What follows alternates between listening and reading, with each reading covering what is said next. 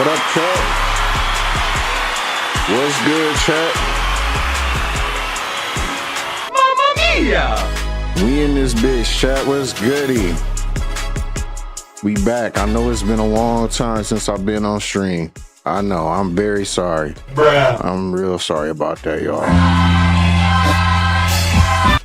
But I'm back. All right.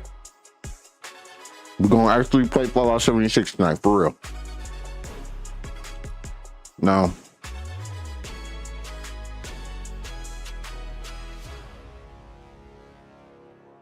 I think originally I was trying to play, I want to play on a mouse and keyboard. But I'm so used to controller, I don't know the buttons. Then I tried to play controller and I realized, I still don't know the damn buttons. So chat, we just gonna go back to mouse and keyboard. We're gonna start from scratch, okay? Y'all know I'm the king of starting from scratch. But that's what we're gonna do. We're gonna create a character on mouse and keyboard, start from scratch, right? And we're not gonna do the battle ready vault dweller. We might use some YouTube videos here and there, but in the end, we're gonna get there. We're gonna get to the bottom of all this, all right? So let me go ahead and pop this open. Also, shout out to Blueface, man. Congratulations, they had that baby, man. Get this together.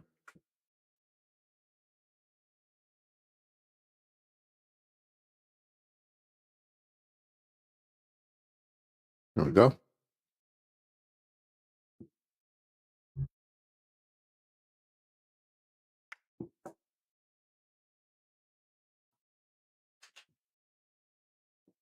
Earn double XP all weekend long.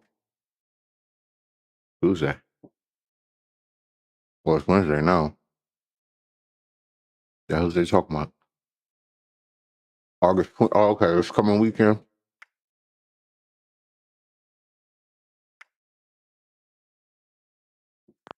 All right. What the fuck? I already deleted the nigga.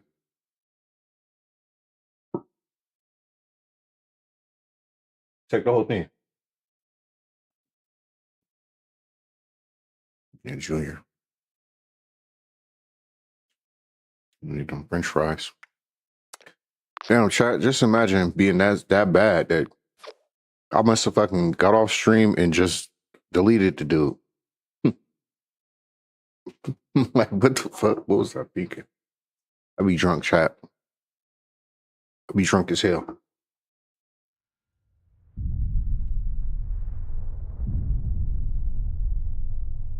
Should I do a clip and act like this is like brand new?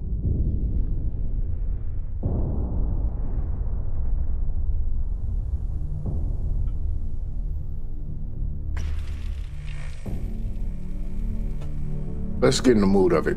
Right, chat? War never changes.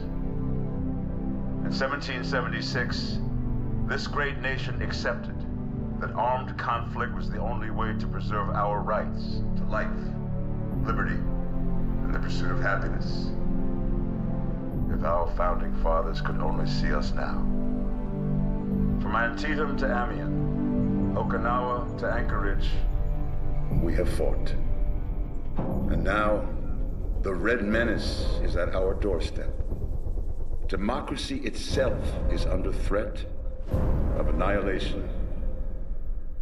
That is why today, July 4th, 2076, 300 years after our great nation began, we gather together to honor the completion of Vault 76. This sprawling underground shelter may have been engineered by Vault Tech, but it was built by you, the good people of America, so that if the bombs do come, if the end does come. Try to imagine you worked on the vault you wasn't allowed in. Could you imagine? Not everyone will be saved. Fucked up. Those chosen to enter this vault must be our best and our brightest. For when the fighting is stopped and the fallout has settled, you must rebuild. Not just walls, not just buildings, but hearts and minds, and ultimately, America itself. Excuse me, chat. My bad. So as we stand here today, we pray that the world will know peace. But if that is not our destiny, if war must come, we stand together knowing that here in Vault 76, our future begins.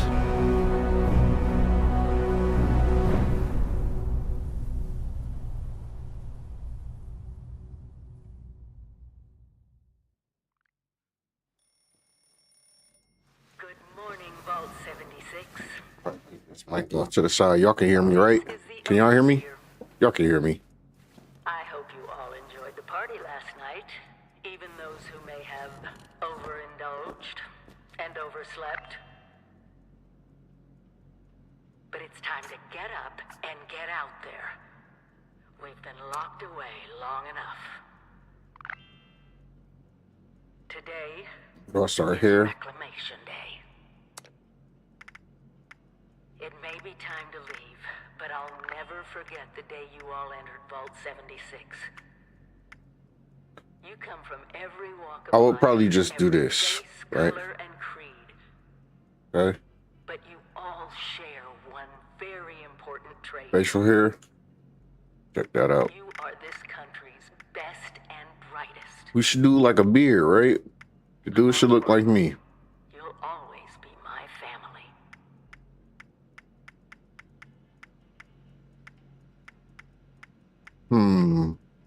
Okay, that's a pretty decent beard. Can I move this nigga around? Okay.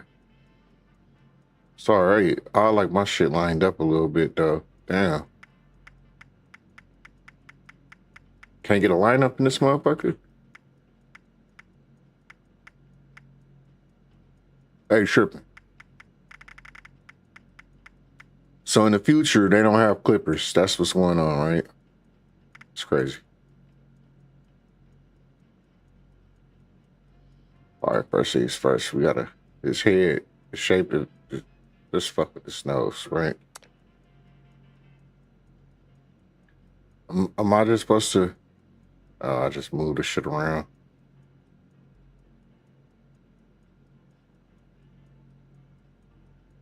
I'm fucking with the tip of his nose right now.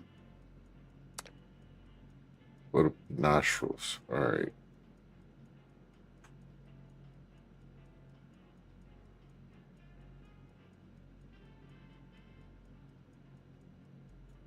Chad, they don't give you that much options on customizing the nigga. You know what I mean? Like,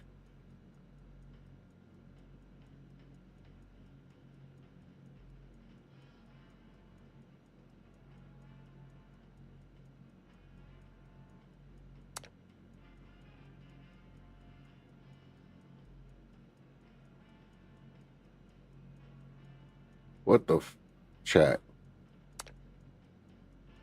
All right. Damn. Damn. All right. Chad, we're not gonna really be able to do too much with that's what I'm saying. The mouse and shit. You don't really know what you got for options for customization. Like, they tripping. Like, wait. Is that just how it is? Oh, it definitely is. Oh.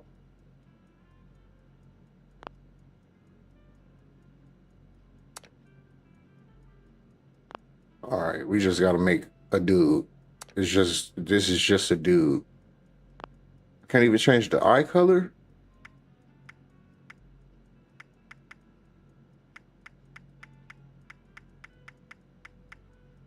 There we go.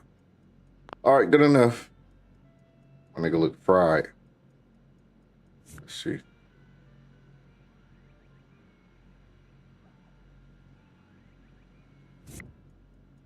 Good enough. Let's turn this back off.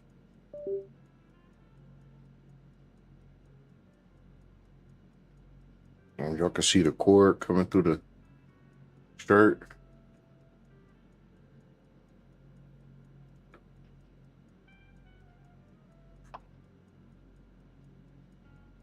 All right, Lewis, right?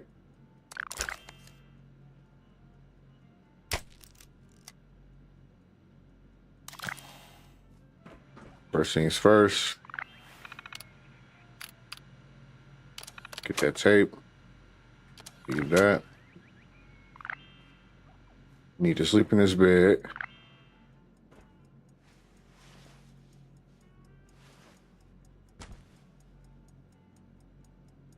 Chat, do y'all mind if we do like an ADHD stream? So I can at least like try to stay like involved. I ain't gonna lie, this shit kind of boring. Let's do an ADHD stream. Let's bring up opera. Oh. Where am I at? Hands is gone. Video capture. Oh, I'm right here. Okay. I need to flip this. Transform. Oh, flipped it the wrong way. Hold on, chat. I don't know my vertical from my horizontal. There we go. That look decent. Get that like that. Put this a little bit smaller on there. We'll find something to watch. Hold on. We about to get all the copyrights tonight.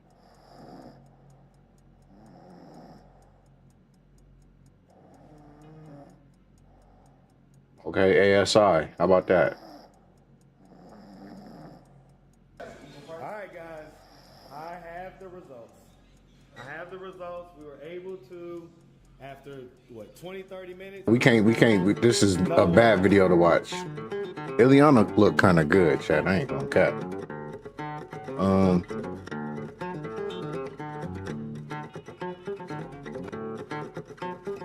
It is not in control anymore. We are. Begonia is one of the most interesting films of the year, but the aspects that I found most captivating was its carefully crafted dialogue, written by Will Tracy. Given the main conflict is between a conspiracy theorist and a successful CEO, both characters speak with a lot of certainty, despite their opposing worldviews. And there's a flipping of power dynamics. The abductor Teddy, for the first time in his life, has all the power, whereas his hostage, who's used to being in charge, is now out of control. But it's how Michelle navigates this high-stakes situation that doesn't just keep us interested, but keeps us guessing. Michelle Fuller is successful for a reason. She knows how to communicate to get what she wants and manipulate situations in her favor, to the point she's basically the perfect example of how to conduct yourself in an evolving hostage situation. Now, if you've already seen Begonia, then you know that the ending basically recontextualizes a lot of the characters' previous interactions. So I'll leave that element out of my analysis before delving into it more later after a spoiler warning. So let's take a deeper look at how Michelle Fuller manipulates everyone throughout Yorgos Lanthimos' Begonia. First, let's take a look at how Michelle operates in her daily life. When communicating with her assistant about the company's latest policy change, let me turn this down a little bit. Leave the office at 5:30, she states, "We need to send the message that we have a new culture here now, where people should, yes, of course, feel free to leave at 5:30 and be with their families. No one is going to be overworked like in the past. No more unpleasant incidents. But of course, it's not compulsory. And obviously, if people still have work to do, they should absolutely stay and continue to work. But it's not strictly enforced, although we still do want to meet quotas. So if we can do that with no pressure, just remembering, we are running a business here. So let your conscience guide you kind of thing. Yeah? Good. Right away, we can see this sort of mystifying. You have been tasked with nothing Michelle less wants the than the benefits of rebuilding being of seen to America. encourage her employees to leave at 5:30, Such but a also huge wants them to be aware that on responsibility. some level they will be judged for doing so. Just If we know take that it line by Vault-Tec line, is it proud opens of with, you. we need to send a I message that we am have a new proud culture of here, you. where people That's should, right, yes, sir. of course, Free samples. When you hear this, it means I've been gone for several This hours. is the optics, the stated goal of the I've company got that's apparently being Always implemented. stay stocked with medicine. Out there in No one is Appalachia. going to be overworked like in the Oh, come on. Now, this recontextualizes the stated goal is not really being about Message repeats here. but something they need to be seen to be doing due to a PR nightmare after a potentially tragic incident. System Then, but of course it's not compulsory. And obviously if people still have work to do, they should absolutely stay and continue to work. Now there's a muddying of waters. You can leave, but you don't have to. And you should When you really get only outside, be leaving if you find have each work other. to do. Which is Seek realistically strength the in exact numbers. cultural Utilize both your First, similarities staff and having too much on their differences. place to leave at 5:30. But she doesn't really want to be saying that, as it undermines the optics she's striving for, so she softens it with, but it's not strictly enforced, although we still do want to end quotas. All of this flip-flopping is designed to make this new policy a kind of test. Each worker is responsible for what they choose, and there's this vague, subliminal sort of threat that if you don't choose correctly, or they don't meet their targets, they could lose their job, or at the very least lose out on promotions to those that do go against company policy and choose to work late. She then sums it all up at the end. So if we can do that with no pressure, just remembering, we are running a business here. So let your conscience guide you, kind of thing. So basically, if anyone in the media asks you about it, state the company line.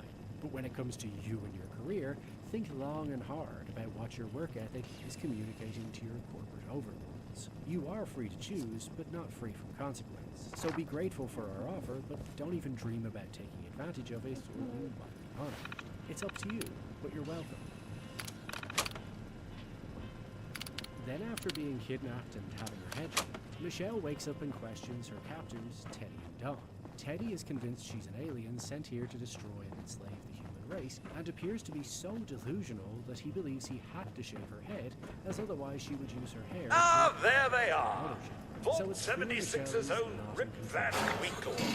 So to combat this, she now tries to reassert her A authority new by interrupting house, Teddy and your repeating camp. herself until he Some stops small talking. As that way she's your sort of silencing foe whatever ideas of have been running battleship. actions up until this point.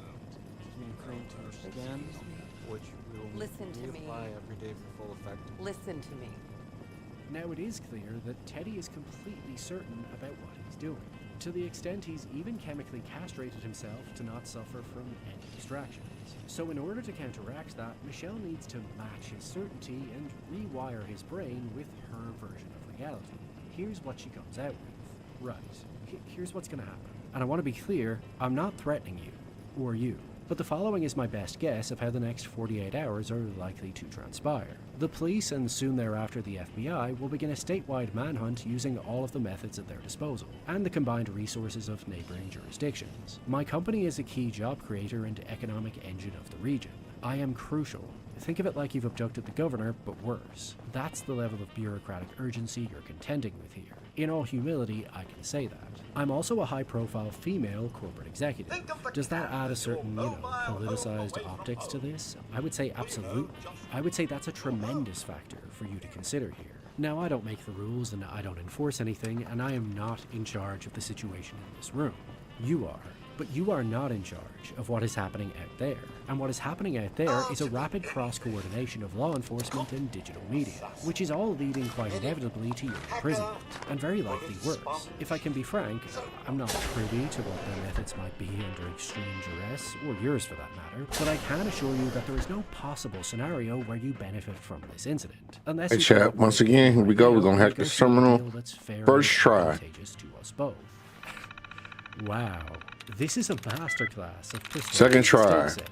She mixes absolute Third try. certainty with these areas of ambiguity that allow her captors to Okay, sort of chat, we're gonna fill try in the that again. blanks about how much trouble they're in. First Every try. word is carefully crafted. She Second protects try. herself with phrases like, I am Third not try. threatening you, or I am not in charge of the situation. Okay, chat, we're gonna try that one more So time. that she appears to be submissive and compliant. First But try. every other word she says is designed Second try. to spike fear in the listener. Third so try. that she can then reframe herself as the lead negotiator of this situation and effectively put herself back First in try. control. Also notice Second that she try. doesn't ask direct Third try. questions, because if she said something like, what if the authorities track you down? Have you thought about that? What then? Then that would leave room for Teddy to fill in the blanks in whatever way he wants, or simply conclude they won't, which keeps him in his pre-existing train of thought that got them into this situation to begin with. Instead, she has to counter that with a competing narrative to create fear and doubt. So all of her assertions are framed as not her decision, but a guaranteed reality, detailing what's happening outside of this room as they speak.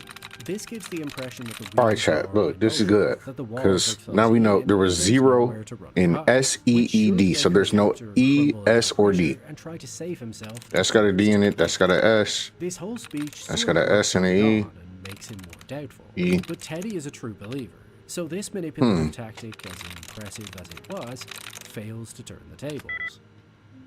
Okay. Failing that and realizing Teddy is potentially violent, Michelle now acts compliant, giving corporate AI responses like, "I hear where you're coming from," or "I'm very sorry, I think maybe we got off on the wrong foot, and I would love to keep the conversation going."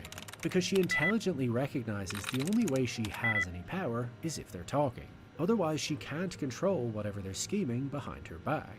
Then when he asks her to record a message for her emperor to negotiate her species' withdrawal from planet Earth, naturally she has no idea what she's meant to be recording. So she sort of indulges Teddy like she's entertaining a toddler and just going along with their fantasy. But that doesn't work either, so she has to try another angle, firmly stating that she believes he's in an echo chamber, which every viewer can see is blatantly true. But this is another crafty attempt to pry open his mind and make him question himself. Notice how she even front-loads her statements by raising her status. I feel qualified here because I am a chemist by training, but I also have a psych degree, which is a smart maneuver, because while she is physically alone and outnumbered in this room, with this new academic framing, she's now backed by thousands of scientists and professionals, effectively making Teddy the one who's intellectually outnumbered. When that fails, she undermines his grammar, which again aims to make him doubt himself. I mean, if he's wrong about how to pronounce certain words, what else is he wrong about? But this only makes Teddy more aggressive, so she needs to try calming him down. "I'm sorry, you're angry, I see that. I even think you have a right to be angry. But we need to have an honest talk in good faith about what is going on here." She's saying all the right words, honest talk, being fair. But Teddy views all of this safe space, politically correct corporate jargon as a way to control and distract him so that they just go round in circles. So realizing that she's running out of options, she asserts the opposite. "Dawn, Teddy, come on, we have options here, we do." Which she says with this encouraging smile to try to persuade them to open their minds back up to other solutions. It's all very tactful, but really she has no other choice than to try to broaden the possibilities of the situation, as she's brutally aware that the current path they're on is leading to nowhere but her demise. But Teddy still won't budge, so if you can't beat him, join him. Realizing her captor is never going to move off his ludicrous idea that she's an alien, she decides to concede that she is one, as that way she can now start negotiating from the other side of the argument, essentially buying her more time. And if they're both on the same wavelength, it makes her less likely to suffer. Well, in theory. But with no other options, it's smart to investigate what happens if you tell him what he wants to hear. Let him be in control and feel right, because then at least the tone will be less adversarial.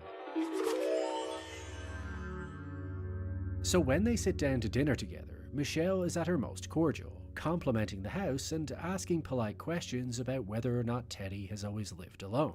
As by this point she's realized that she's actually responsible for his mother falling into a coma after she signed up to her company's medical program. This is essentially a new angle to try to get Teddy to question his own motivations, as if he just acknowledges that he's angry about what happened to his mother, then he might see that that same anger has inspired this conspiratorial thinking and led him down this path.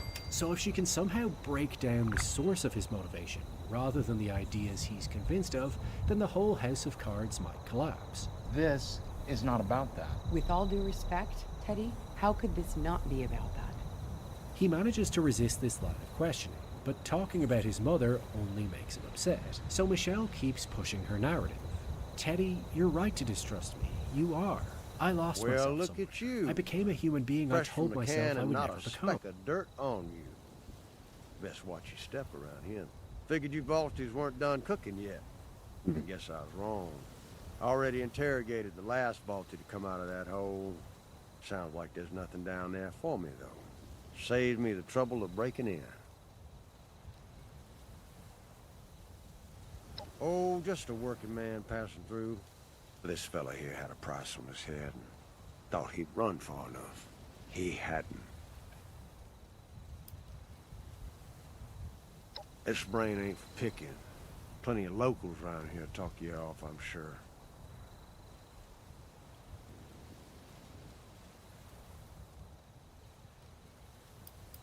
Well, he was dead the moment they put a bounty on his sorry ass. This just happens to be where we concluded our business. Bingo! Got it in one. Run a little business out in Burning Springs from a saloon called The Last Resort. I farm some of it out to independent operators. I keep the fun ones for myself.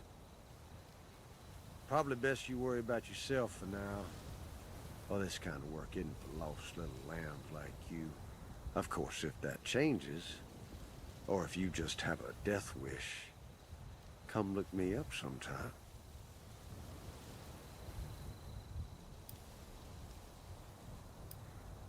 But make it quick. Slow down there, cowboy. Buy a fella dinner first. Let's just say I'm currently residing in Burning Springs, across the river in what used to be Ohio. Well, that's the name of the local. Maybe it was bombs, maybe something else. Nothing but rock, sand, and poison dust now. An opportunity, if you got the stones for it. Got a half-assed town out there, though. Highway town. At least they've got a decent bar. Well, you got a map on that fancy pit boy of yours? Might want to get your feet. Do what you want. All right. That's that. Let me search this dude. All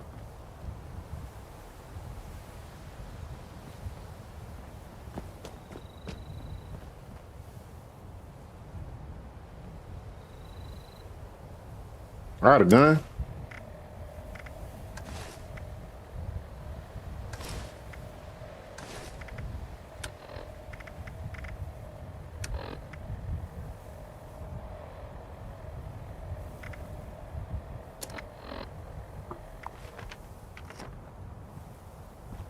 How you get the gun out?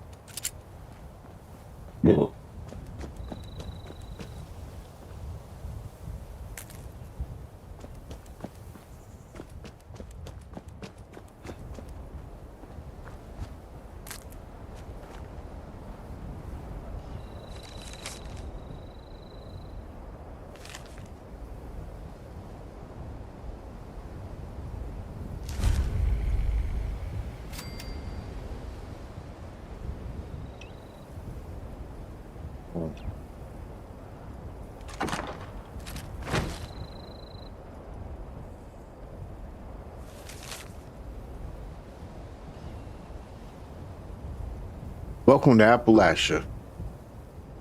Hell of a place, isn't it? There's a lot of danger and a lot of excitement waiting for you. I got some help when I first stepped into this big, beautiful, irradiated world. I figure you deserve the same. So in that spirit, I built a little box for gift giving. A place for the haves to leave something for the have-nots. You see something you want? Take it. If not, well, you'll survive. Good luck out there. Sign, the friendly neighborhood wastelander. We wastelanders? Chat, they tripping. I ain't no wastelander. I guess I ain't a vault dweller no more either. I don't know what I am. But you know what? I'm gonna do my own thing. I'm gonna do my own thing.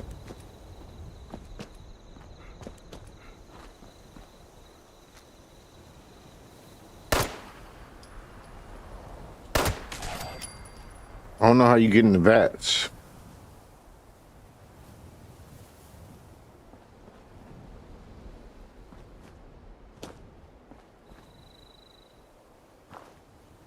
How you do vats? I'm gonna have to Google it.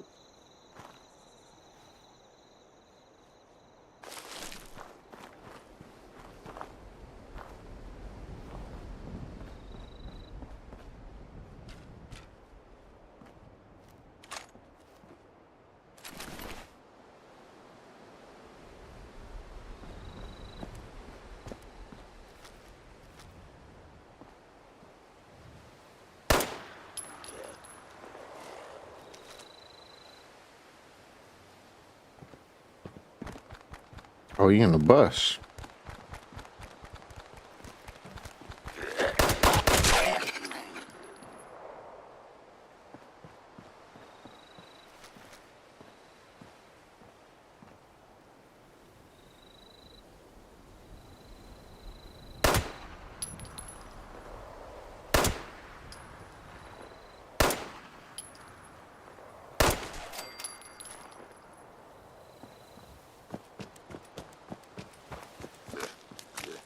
What?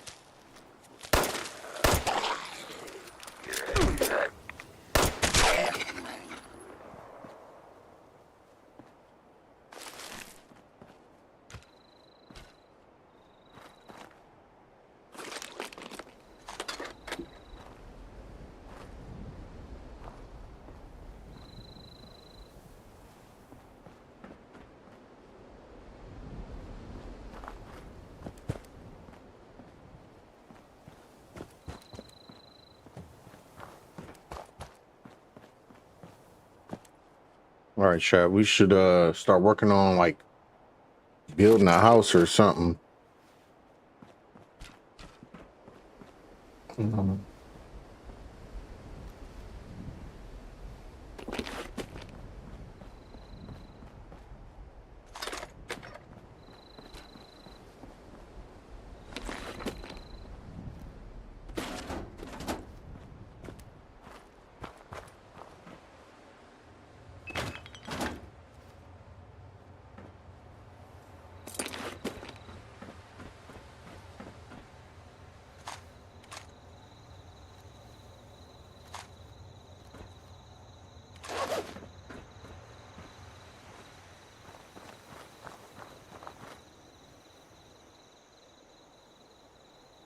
I feel like my imagination used to be so thick when this game first came out.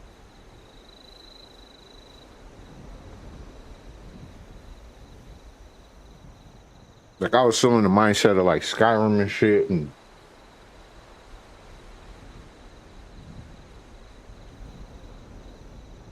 I just feel so dull. Like I'm not denying that, but I can help you, Teddy. This is weapons-grade manipulation. I miss being It's so delusional and hard to crazy, resist. chat. Look at the language she's using. It's conceding, it's apologizing, it's admitting weakness and pleading with him as a fellow human being. Now, if he accepts her framing, which he should instinctively want to, as it's so hard to not accept someone admitting they've done you wrong, as it validates your own pain, then it naturally flows into a sort of, look at us, we're both flawed, we both made mistakes, which equals the playing field and makes everything he's done okay too. It's a way out. If we both admit fault, she can fix it, and then we can all walk away happy, no harm done. I think I need Teddy to. lashes out, and Michelle ends up in the basement guarded by Dawn as a police officer talks to Teddy upstairs. I need to go Dawn down has this always way, been but more first I gotta go easily back up here and manipulative talk to of the somebody. two, as frankly Teddy is the one controlling him as well. So naturally this is a unique opportunity for Michelle to work her manipulative magic and escape. Here's what she says to him. Dawn, look at me, Dawn. Put the gun down. Look at me. I know you would never hurt me. See how she's now verbally crafting this flattering reality for Dawn to live in. That he's the good guy who doesn't do violence. This is now a standard he'll unconsciously want to uphold, as it's how all of us would like to imagine ourselves. Thank you, Dawn. You could have shot me earlier upstairs, but you didn't. How you behaved was honestly heroic. I don't use that word lightly. You have been the only thing stopping him from doing God knows what to me. So even though he's the one who hit her with the gun, rendering her unconscious, she's now casting him as a hero, her protector, which conditions him to view them both as aligned. But you know this is crazy, right? You know this is wrong. I know you know that. I'm just saying, there is a world, Dawn. There's a world where we help Don't you try and your anything cousin funny, and your okay? aunt, where reparations are friends. paid and a page is turned. All of that can happen for you. We just had a Now couple of notice how questions she's we were putting looking to words get in his answered. mouth and repeating You her came opinion out of the like vault, it's his, right? before I she thought it dangles was the empty. carrot of the mere possibility Is of the a door positive still outcome open? for him. After all, a hero deserves his rewards. He manages to resist this, stating that she's the one who's going to get him and Teddy arrested. She replies, "No, I wouldn't. And if you're right and Teddy gets arrested, God damn it'll all it. be different for you. We got a Don. tip It from the will, Wayward. if you let me go. Go to the place, A bit of divide and new conquer bar down the here. road. Separate him So from this his guy, leader. after you All gave he him, does is drag he you said deeper that, and deeper into a pit. the Wayward he is never what actually offers you a way out for you know. I can do that for you, Don. Well, yeah. I want to do that for you. told you, Now Lacey. she's turning him against Teddy. Make him see those him are the as last the of our enemy and caps. her as the teammate. No. He gets you Someone into has trouble, to know I something. get you out of it. We're just gonna stick Later it out she gets until we back to the find same strategy as the beginning, speaking with absolute certainty. Wonderful. Don, they're gonna arrest your cousin. Thanks for but answering it's some not too late questions for for you. us, If you I let me go suppose. right now, everything will Seems work out only for you. fair I And return even the later favor. pushing, if you Anything let me we go. can answer for Please, you? Don, we don't have much time. They're gonna break in here at any minute, and then I won't be able to help you. This piles pressure onto Don. The clock is ticking, the walls are closing in, so you don't have much time to make the decision. But in her framing, there's no logic in not making the decision in her favor because Teddy is already about to be punished. That's been framed as a guarantee. It's now just about what's going to happen to you. So be selfish. She's also adopting the language of someone who will be fine no matter what happens next, as the police are already here. This gives the illusion that her concern for Dawn is completely genuine, as it's now a separate issue to her own safety.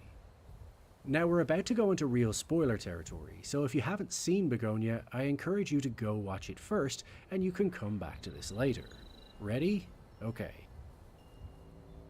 After Don shoots himself, now Michelle is in real danger, as Teddy will assume she brainwashed him and obviously want revenge. So to avoid being killed, now she claims to have a cure that will release Teddy's mother from her coma.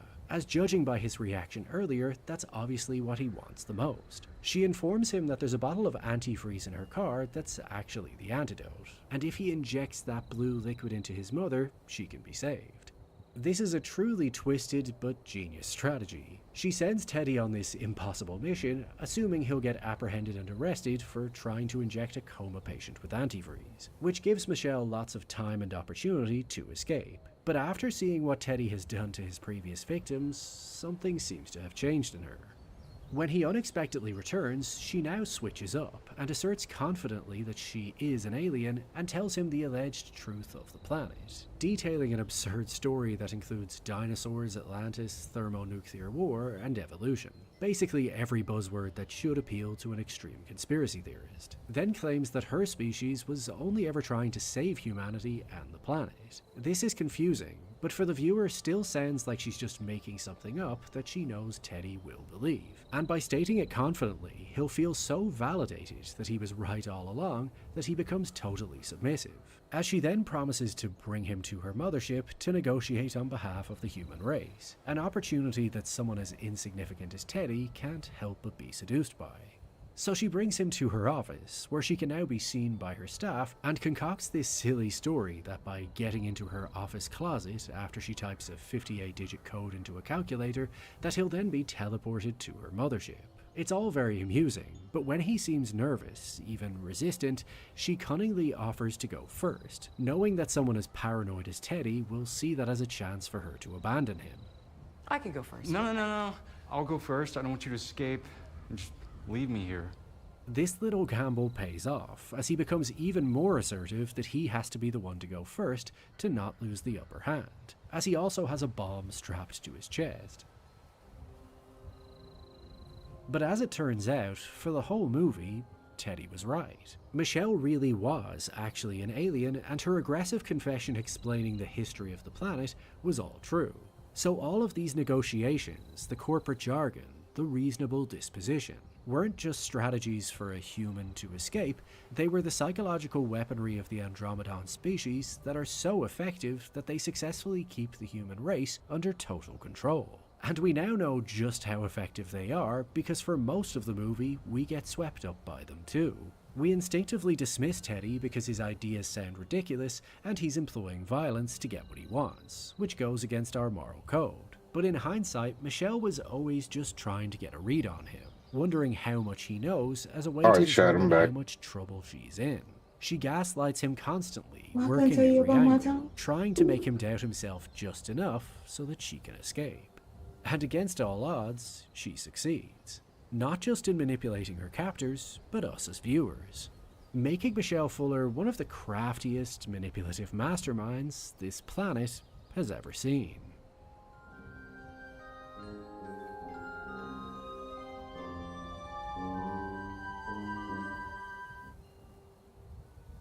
Well, if you've made it this far, firstly, thank you for watching. But if you could now give the video a like, possibly even leave a comment and click on that subscribe button, Alright, chat, my it will bad. encourage that mysterious...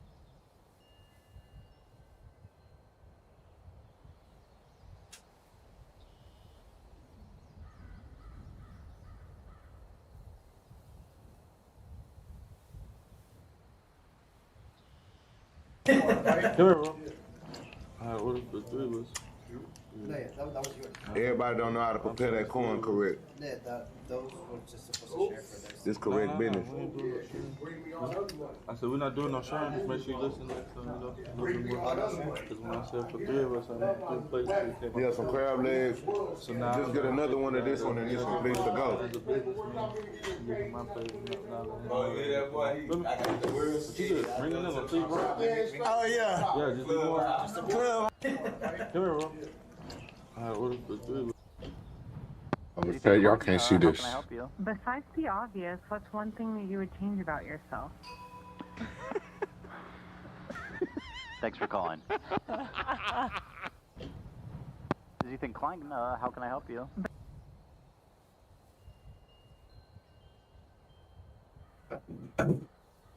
Everybody talking about Seed right now.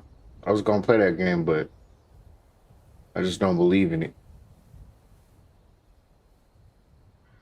Don't believe in it.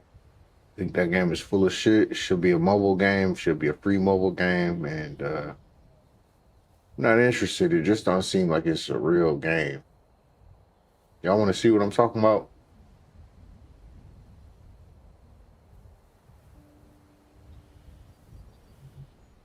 Hey there, and welcome back. My name is Cyrus, and today we're going to be going over business and building creation in Seed. Now this may be a slightly longer process, so this video and tutorial is going to probably be split into a couple different parts. So after you've watched this video here, make sure you tune in for part 2 and possibly even a part 3. So the very first thing that we're going to want to do when we're looking at creating our first building, or any building after that, is how big the plot we have is, and to make sure that we have enough space in it for whatever building we want to create. Game just look like it's bullshit. I'm not gonna lie, shit. So here you'll see I have a pretty standard 4x4 plot that we're going to try. It's in people's best interest to make this game look good because they're content creators. Like if you look here, still got 90 subscribers, so he's trying to hype this shit up because it's brand new. The game is bullshit. You just want to be like first on board. See, the perks of being the first content creator on board is that you got the early content. You the first one with the tutorials and shit like that. But it's a bullshit game. You know what I'm saying? Like, if I waste my time playing it, it's gonna be bullshit, right? Yeah, I might get a bunch of views and shit, but is it gonna be long lasting? Probably not. My time could be probably better spent right now as a newer creator playing a game like Seed, but I'm just not interested, chat. I'm just not interested. There's a reason that he's got a blur on this little area right here. There's a reason for that. Refer to these styles as tiers. Now each one of these tiers will have a separate What's he hiding? And block limit, and each The tier chat? will also have a different resource requirement to complete the structure. You starting out will most likely want to start with the very first tier, as the very first tier will only require lumber to make.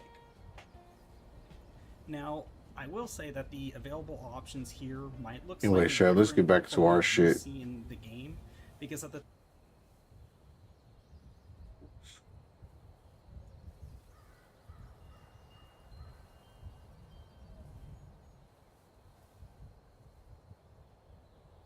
What do you want me to say? You're on camera. You're on camera taking a phone out of a bin, and now you say you don't have it. Where is it? Well, no, I know for sure. Because you kind of give one. Y'all didn't ask me about it, but I didn't say anything to you about it, though. That was my bad. That was wrong. On November 11, 2024, If your overseer crossed our path, responded she to a sure theft wasn't at a broadcasting domestic it. airport TSA Sorry. security checkpoint. You might ask at the Wayward. Seems like they set themselves up to be a natural stopping point. She's saying she doesn't have it at all. Asking her what she did with it. Is it this person? Yes. Yes, sir. And then she got and it's going to end up being that bin right there. So that's the bin. Yeah, when he gets the bag out of there, it gets more, a little more clear. Did she go to a restroom anywhere? Yeah, she's trying to find out. Just looking at camera. I'm trying to see that in there. In the bin. I'm just going to see if this flights. This is with him. Hi. I'm Deputy Harton with the Sheriff's Office. So, I just looked at some video, and it's pretty good evidence that you took this guy's cell phone. Where's the cell phone? Oh, Okay, now that you mention it. Guess I could spare these. Where is Here. it? Where's the one that you took out of that bin that you just saw on the camera? Oh, damn, I got some ammo and shit. All right, let me get the hell out of here. I'm done with this. Watch yourself out there. Now, look, it's a shack somewhere with some shit in it. What do you want me to say? You're on camera. You're on camera taking a phone out of a bin, and now you say you don't have it. Where is it? Do you have ID on you? Yeah, I just gave him all my ID. Do you have this lady's ID? Anyone? Oh, sure. She has her ID. He took my information already. Oh, no. Okay. I'm not picking up no flowers, but there is a. Trying to figure out where's this The hell is that? property. Well, my thing is, why are you yelling at me? That ain't how you corrupt, like, you won't respect Oh. right. So if I start yelling at you, just because you have sheriff... Hold on, Chad. How you do VATS? I'm sorry. I'm a little bit hard. The hell is that? And that's not... That the frogs? It is the frogs.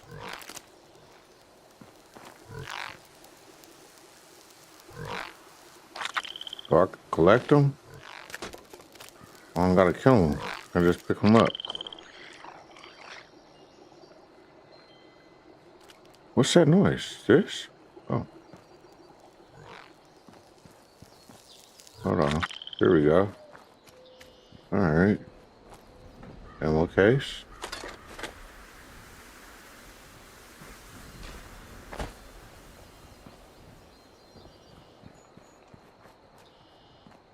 Chat, there's a shack somewhere on this hill. With like a chem station and all kinds of shit in it. And you used to be able to... Look, here it goes. It's gonna be like rad roaches over here or something.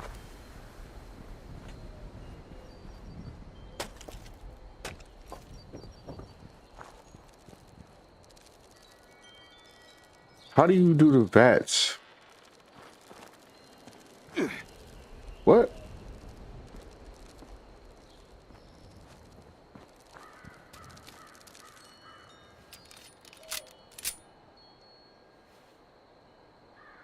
Let me see if I can. Oh, I knew it. I knew it. I knew it.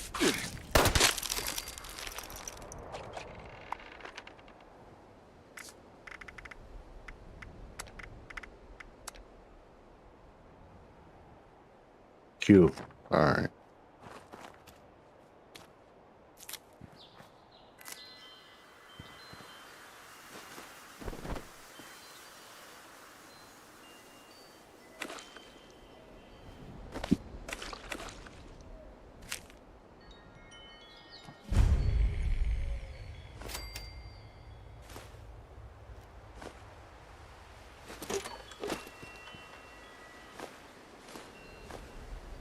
Chad, we gotta clean these graphics up for real. Look at the shadows is crazy.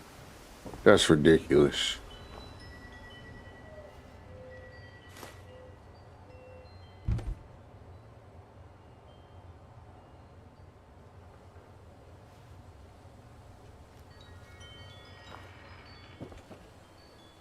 About to fix it up. Hold on, let's just get through this and then we'll restart the game and clean it up.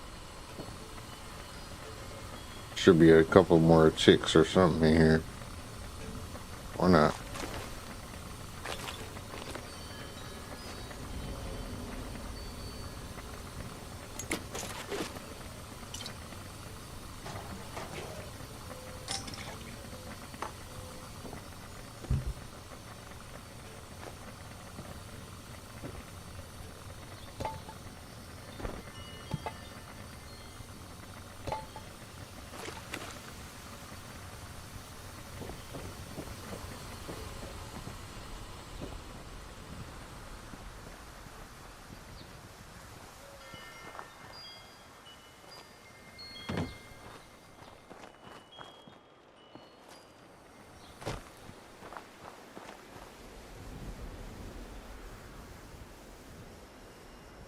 Y'all hear that?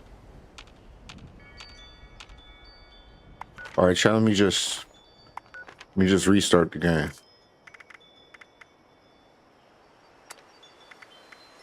Hold on. Give me 1 second, chat. It's not really yelling. I'm just trying to make it. When someone in this situation goes through all this stuff and then they say they don't have something, it's a little frustrating. So I raise my voice up another octave, and I apologize. Where's this guy's phone? When I walked away from the phone, I gave the phone to the whatever that lady is and whatever. I can't tell you. I don't even know this airport like that to tell you where it's at. That's why I said I can't tell you. So who did you get the phone to? It's in a convenience store or something like that. What I'm gonna do with his iPhone? I have an iPhone too. What I'm gonna do with his phone? This lady full of shit, chat. Stuff is in one of them. All right. Thing. I don't have that many. This lady is full of shit. Down to the jail then. A jail? Yeah. I'm going to jail for what? You just said you took the phone out of the bin. You just said you took it. You gave it to somebody else. No, it's in a convenience. Did you not take it away out of the bin and give it to somebody in the convenience store? Don't you supposed to do that when you find somebody's shit? Well, okay, when you find somebody's stuff, now when you take it out of a bin and when you're going through the TSA, just pick your stuff up. Just pick your stuff up. Are you traveling with her? Yeah, I'm finna go. Go! Is there any other video of this? I'm sure the WIC can bring up some more, but... Because she said she put it in a store. They're looking where she went. They're checking them back. Cause this shit's starting to be real fucking irritating. What the fuck I'm gonna do with that man's phone? Well, why would you take it out of the bin is what I'd like to know. He'll the wallet in the phone. Does he have his wallet or no? Where's the wallet? I don't have the wallet. I just told you. Well... I'm so agitated. Well, yeah, I mean, so is this guy that's missing his stuff. Where'd you find that? 42 on the ticket counter. That's the wallet? Yeah. What's this? For the phone case. Behind, how did you find it? 42 dumped behind the counter. Video her doing it. Oh, you're David? I'm David. So, is this your wallet? That is my wallet. That's my ID. Was there any money in here? There was, about 180 bucks. Where was the money? In the money clip. All right, we're gonna go downstairs. Do you want? Should she be handcuffed? Do you think? Or should she walk her? I don't think she's cooperative. If you found something else on the video. So you want to handcuff? You think I'm not gonna walk with you?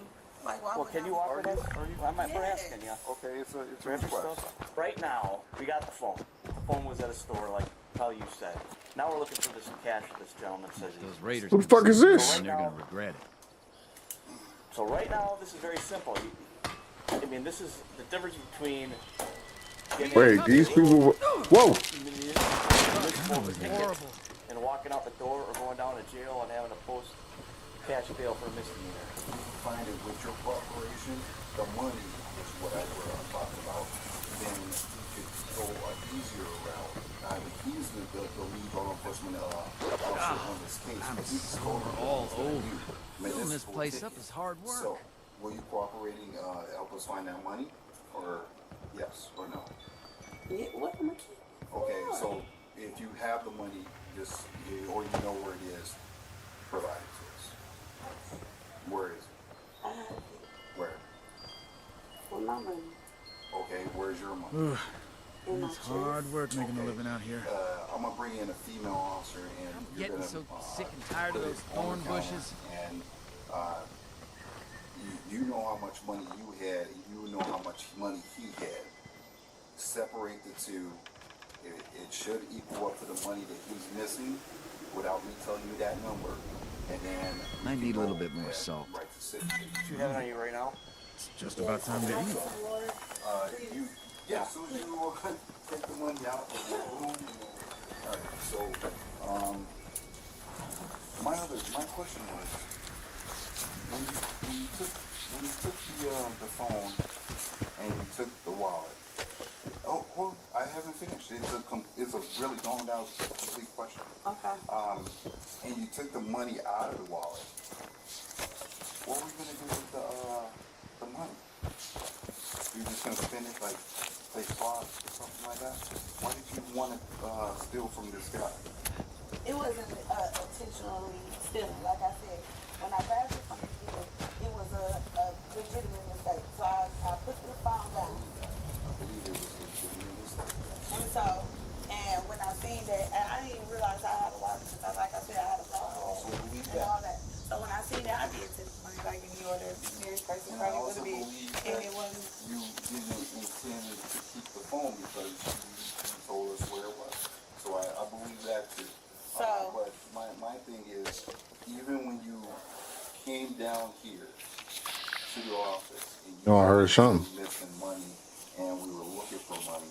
I didn't know y'all was looking for money at all. I didn't know that's what y'all was looking for. Y'all didn't ask me about it, but I didn't say anything to you about it though. That was my bad. That was wrong for that.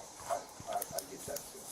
But I was not ordered for that. that's not my thing is, like I'm not passing judgment, but it also shows intent to keep it. Like I'm in here in an interview with you and you got the evidence underneath concealed on you and you're not giving it to us until I actually ask you for it. That shows a mindset of like I still want to keep this thing. And you know what I mean? That's kind of All that money is not here. Fox. Right, well, okay, now, so how much is yours? You gotta tell me that. I thought we had a meeting, two separate piles. No. He had 720 and a 10, and the rest was mine. 720. You gonna make me do that? He had $150.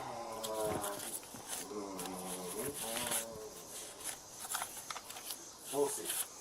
It was somewhere between 150 and 200. That is correct. You got the ballpark. You sold us a little bit more than that, but That's a lie. okay, well. That's a lie. Well, you might not know for sure. You might not know. No, I know for sure. Because you counted his money? Well, maybe you also took it. No, obviously, John. All right, let's go back up. So how much money did you have prior to this? 100, probably close to $180 some dollars or $60 some dollars. 160, you say? I had a $100 bill. Right. I had some 20s, I had some ones, I had some fives. All right. This lady is so full of shit. So how much did you have? Tell me how much you had. 160? Somewhere up in there. I don't know exactly the number. Okay.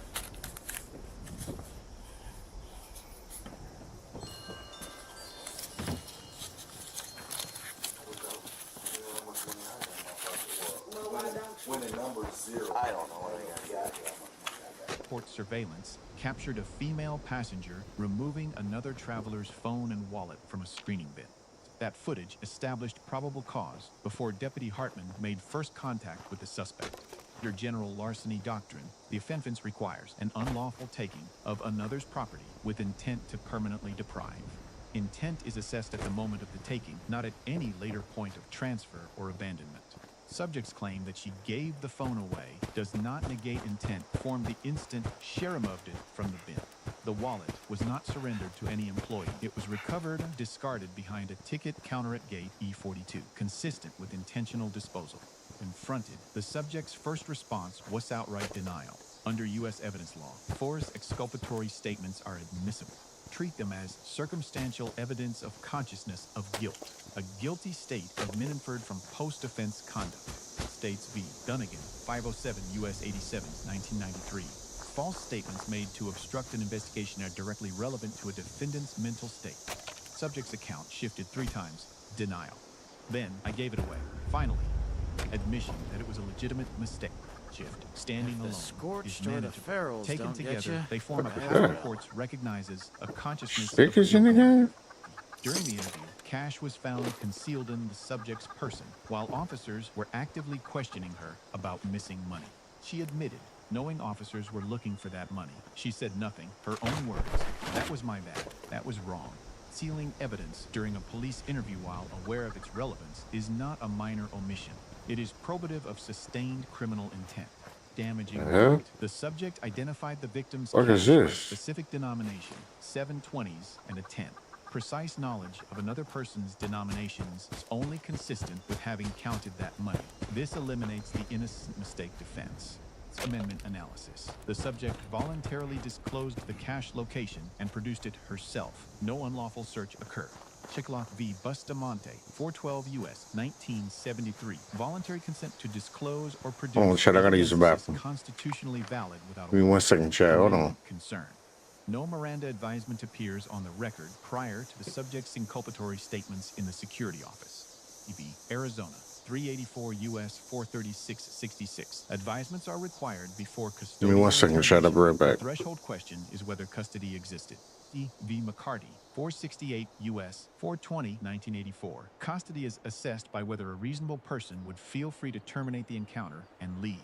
C.P. Hartman stated the subject could go down to jail if uncooperative. A reasonable person in that setting would not feel free to leave. Statement, combined with the office setting the investigative focus on one named suspect, tips the analysis toward custody. Court finds custody existed without advisement. The subject's statements could be suppressed, regardless of how inculpatory they were. Cooperation offer, citation versus jail, is a standard law enforcement technique. Courts distinguish inducement from coercion. Permissible offer presents true legal consequences. A coercive promise is one the officer has no authority to keep. Hartman's offer fell within permissible parameters. He accurately described the charging options, not an outcome he could guarantee. Probable cause for arrest was established by the evidence of the taking, recovery of disposed property, fifth statements, and concealed stolen cash on person. Any prosecution would additionally argue theft by concealment, the act of hiding stolen property in one's person during a police interview. Combined value of the stolen property, phone, wallet, and approximately $150 in cash likely meets grand larceny threshold in most U.S. jurisdictions. Tums. At the time of this analysis, the disposition of any criminal charges arising from this incident remains unknown. On the evidentiary record in this footage, a prosecution for theft and potentially obstruction is legally supportable. She grades. E. Hartman receives a B+. He opened with direct evidence, the surveillance video, rather than a fishing inquiry. That is textbook. Correctly identified concealment during the interview as evidence of ongoing criminal intent. That analysis was legally precise. For a female officer for the gender-specific search, consistent with established protocol. The absence of a Miranda advisement prior to custodial adjacent questioning is a prosecutorial vulnerability he created. Prophylactic advisement at the outset of the office interview would have closed that gap entirely minimal cost to the investigation. Female subject receives a D. She exercised none of the constitutional protections available to her and made statements that substantially advanced the prosecution's case. Amendment, right to remain silent, and the right to counsel existed from the first moment of questioning. Neither was invoked. Invoking the right to silence does not constitute an admission of guilt. It is a constitutional protection designed for exactly this situation. Instead, the subject produced 3 shifting accounts, admitted specific knowledge of the victim's denominations, and confirmed possession of stolen cash on her person. Receives marginal credit for not physically resisting and for ultimately producing the cash voluntarily, preventing escalation. Lessons learned. For law enforcement, Miranda advisements in an arrest, investigative interviews, are not optional when custody is objectively arguable. Cue the advisement. It costs nothing. Omitting it can cost the entire case a suppression hearing. Anyone questioned by police. The Fifth Amendment is not a sign of guilt. It is a constitutional right that exists precisely for custodial encounters. Remaining silent and requesting counsel are no tax of obstruction. They are lawful exercise of rights courts have affirmed for 60 years. Evidence concealed on your person during a police interview does not remain hidden. It becomes evidence of ongoing criminal intent. The moment you demonstrate knowledge of stolen property-specific details, like exact denominations, you eliminate every innocent explanation. Airport security environments present unique evidentiary conditions. Surveillance is continuous, multi-angle, and immediately accessible to law enforcement. No window of anonymity at a TSA checkpoint. Any taking from a screening bin occurs under documented observation from multiple systems. Let us know if there is an interaction or legal topic you would like us to discuss in the comments below. Thank you for watching.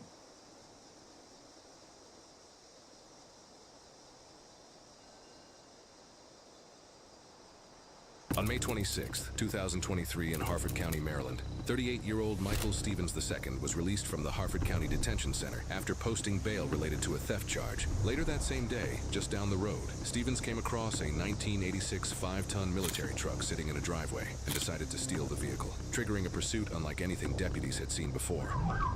Which way to go? Which way?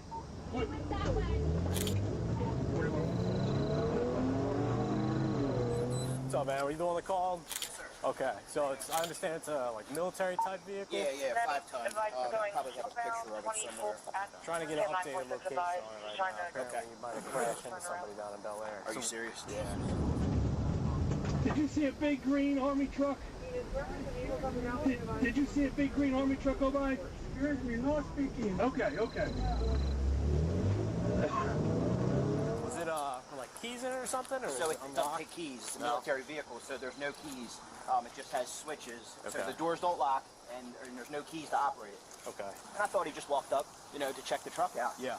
And I came out of the house and I hear the truck running. So I said, Meredith, is your dad in the truck? And she goes, no, he's right here. Who is that? So I took off running up here. And he started to drive out the driveway. So I got to the end of the driveway and there was traffic coming, so he couldn't get out. And I jumped up on the running board of the truck and I was like, get out of my truck, get out of my truck, who are you? And he pulled out and started swerving, trying to get me off the truck. And then I got off the truck and he went